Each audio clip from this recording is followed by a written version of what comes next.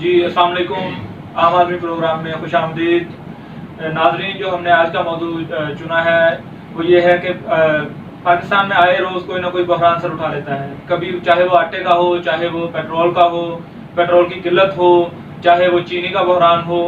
اصل میں اس سارے بحران کے پیچھے کیا موردات ہوتے ہیں، کون ان کے ذمہ دار ہیں، اور تحقیقاتی رپورٹ بنتی ہیں، بندے نامزد ہوتے ہیں، لیکن پھر بھی ان کو کوئی کیفر کردار تک کبھی پہنچتا نظر نہیں آیا۔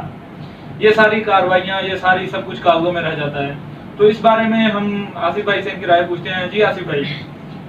جی مئی صاحب، یہ آج آپ نے جو موضوع چوز کیا ہے اس میں آپ نے عوام کی دوسری رگ پہ ہاتھ رکھ دیا ہے، اور یہ پاکستان کے عوام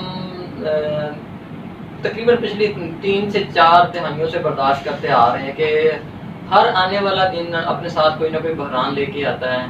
کبھی چینی کا بحران ہوتا ہے، کبھی آٹے کا بحران ہوتا ہے، کبھی پیٹرول کی شارٹیج ہو جاتی ہے، کبھی کسی چیز کے کبھی الیکٹرک شارٹ فال ہو جاتا ہے۔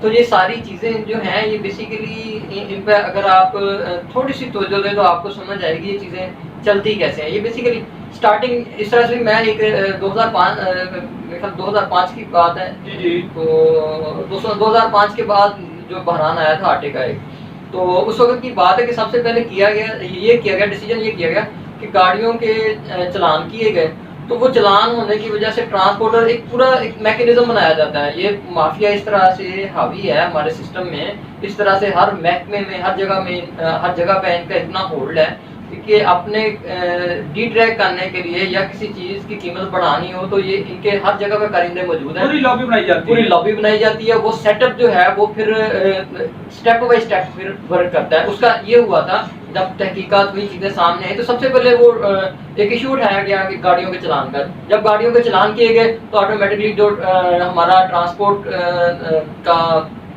طبقہ تھا انہوں نے ہڑتال پہ چلے گئے۔ ہڑتال پہ جانے کی وجہ سے آپ پہ جو چیزیں ٹرانسپورٹیشن تھی وہ رک گئی۔ وہ رکنے کے ساتھ ہوا یہ کہ جہاں پہ جو چیز موجود تھی وہاں پہ تو موجود تھی، لیکن دوسری جگہ پہ اس کی قلت پیدا ہو گئی۔ وہاں سے پھر جب اسپیشلی آٹے کی قلت پیدا ہوئی، آٹے کی قلت پیدا ہونے کی وجہ سے سب سے پہلے جو چکیوں والے تھے انہوں نے آٹا مہنگا کر دیا، پھر چکیوں سے آٹا غائب ہونا شروع ہو گیا۔ تو جب چکیوں سے غائب ہونا شروع ہو گیا تو پھر وہ جو دکاندار اور سٹور مافیا تھی انہوں نے بھی اپنے ہاتھ صاف کرنے شروع کر دیے۔ تو یہ سٹیپ بائی سٹیپ سارا کام چلتا گیا، اور ایٹ دا اینڈ جا کے یہ انہوں نے لیگل طریقے سے اس طرح کا سارا بنا لیا ہے، اس طرح کا ماحول بنا لیا کہ انہوں نے مجبور کر دیا کہ آٹے کی قیمت بڑھائی جائے، اور ادھر سے نان بھائیوں نے بھی اپنی قیمت بڑھا دی۔ تو بدقسمتی یہ ہے کہ یہ مافیا جو ہے یہ اپنے پیچھے ثبوت کوئی نہیں چھوڑتا، اور جو اگر کوئی ان کے خلاف کوئی اقدامات کرنے کی کوشش بھی کی جائے تو بے سود ثابت ہوتے ہیں۔ تو یہ اس طرح سے پھر وہ ٹائم لائن گزر جاتی ہے، کچھ عرصے کے بعد ایک نئی چیز سامنے آتی ہے۔ وہ پچھلا بحران جو ہے وہ کسی اس کا اپنے نتائج نہیں دیتا، اس کی تحقیقات میں کوئی نتائج سامنے آنے سے پہلے ایک نیا بحران سر اٹھا لیتا ہے، اور ہم لوگ اس کی طرف راغب ہو جاتے ہیں۔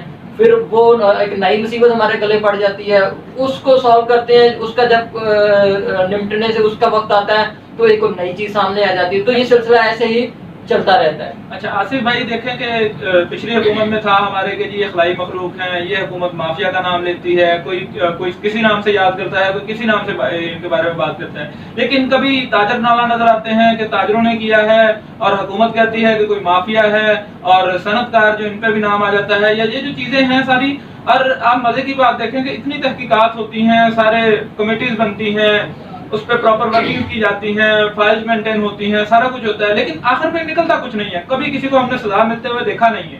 دیکھیں جی، جو قانون ہوتے ہیں نا جی، یہ کون بناتا ہے، کون لاگو کرتا ہے؟